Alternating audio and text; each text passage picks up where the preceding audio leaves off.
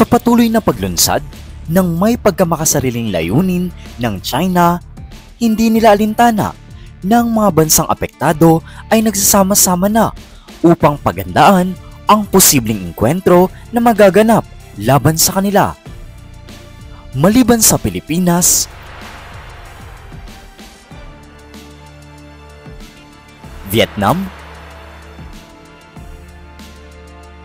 at Taiwan, isa pa nga sa nakakaranas ng panlalamang ay ang bansang Japan, kung kaya't sa ngayon, nagpahayag ng mga Hapon ng matinding paghahanda sa posibleng harapan na magaganap laban sa China. At bago natin ipagpatuloy ang video na ito, ay huwag kalimutang mag-subscribe at i-hit ang notification bell para maging updated ka sa mga susunod pang videos.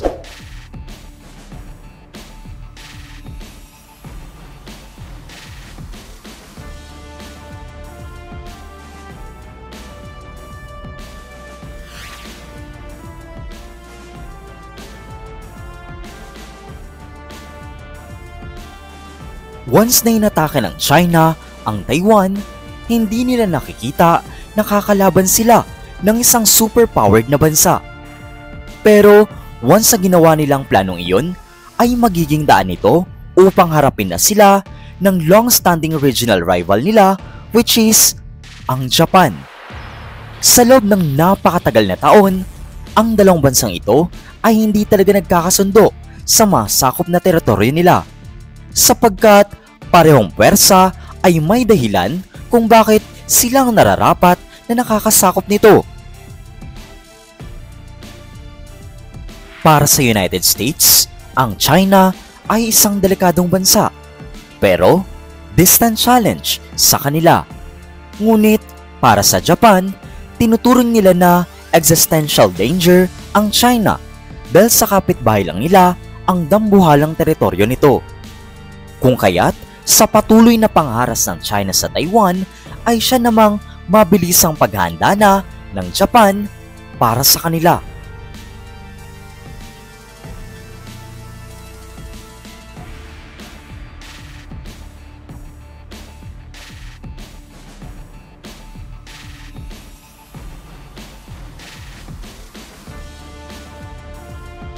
Once kasi na nasakop na ng China ang Taiwan, ay mas magiging indefensible ang southern part ng bansang ito dahil nga posibleng maglunsad ng mga bagong kalakaran ang China, gaya ng paghigpit sa trade routes, dagdag na pressure sa pinag-aagawan nilang Senkaku Island, at ang ipilit palalo ng China ang kanilang historical claims. Kung kaya't ang gobyerno ngayon ng Japan ay mas lalo nang naghahanda at hindi raw tutunganga habang unti-unti nang binubura ng China ang karapatan ng mga Taiwanese sa kalupaan nila. Kung kaya't sineseryoso na talaga ng mga Hapon ang pag-improve ng kanilang military assets.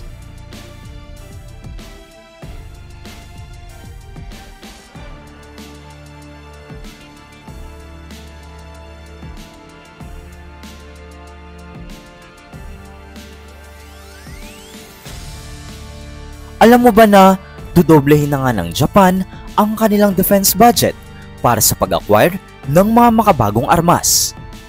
Nasa plano na din nila na palakasin pa ang lahat ng mga isla nila sa Southwest sa pamamagitan ng pag-install ng mga dekalibreng mga anti-ship missiles at mga air defense system. Gagamitin din nila ang mga top quality submarine fleet nila para itapat sa Chinese Navy.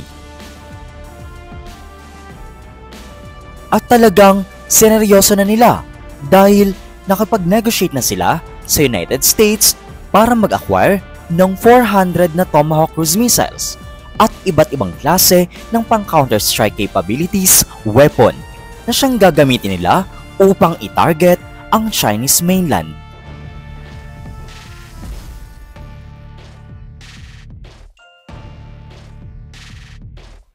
At ang ilan nga sa mga armas na mananatiling makakaharap ng anumang bansa na magtatangkang sumugod sa Japan ay ang mga sumusunod. Atago-class guided missile destroyer, Ito ay isang guided missile destroyer na ginagamit ng Japan Maritime Self-Defense Force. Nanggaling ang disenyo nito sa Kongo class na pinalakas at dinagdagan ng Aegis Combat System. Ang nagdisenyo nito ay ang Mitsubishi Heavy Industries.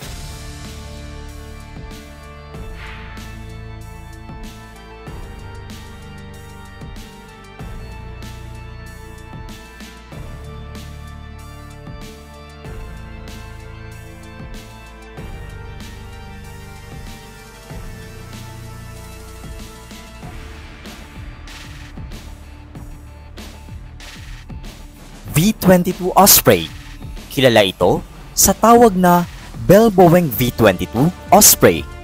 Ito ay isang American multi-mission tiltrotor military aircraft na mayroong vertical takeoff at landing na tinatangkilik ng Japan.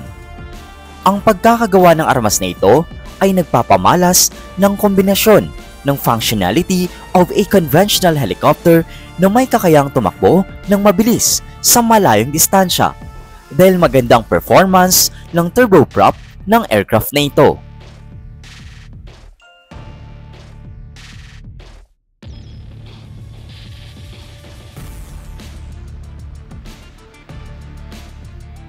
Ang F-35 Lightning ay nagpapalakas sa seguridad ng sinumang bansa na meron ito, katulad na lamang ng Japan. Nakapanghihikayat din ang armas na ito upang mapataas ang global partnership at ekonomiya ng isang bansa. Kilala din ang kagamitan na ito sa isa sa mga armas na lethal para sa Japan. At sa ngayon ay mayroon silang 147 units na bilang ng F-35 Lightning ang Japan. At ang ilan pa sa mga ito ay ang iba't ibang klase ng malalakas na missiles na itatanim ng Japan sa mga threatened na bahagi ng kanilang bansa.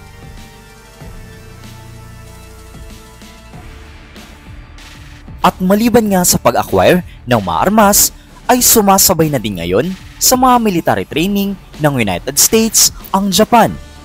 Mga pangmalawakang training ng ginagawa nila sa Southern Island nila. Maliban pa rito ay mas pinalawak na ng mga Hapon ang kanilang security partnership sa ilang mga superpowered countries gaya ng India at ng Australia. Kapansin-pansin din na mas matutuwa ang US dahil magkakaroon na sila ng free access lalo sa Japan, which is napaka-importante dahil hanggang sa ngayon ay nasa gitna pa rin sila ng pagdedepensa sa bansang Taiwan. Kilala ang Japan sa bansa na hindi sumusuko, kung kaya't hindi pa man dumadating ang inaasahang engkwentro ay naghahanda na sila ng matindi. At ilan lamang yan sa mga impormasyon ukol sa paghahanda na ginagawa ng Japan laban sa China.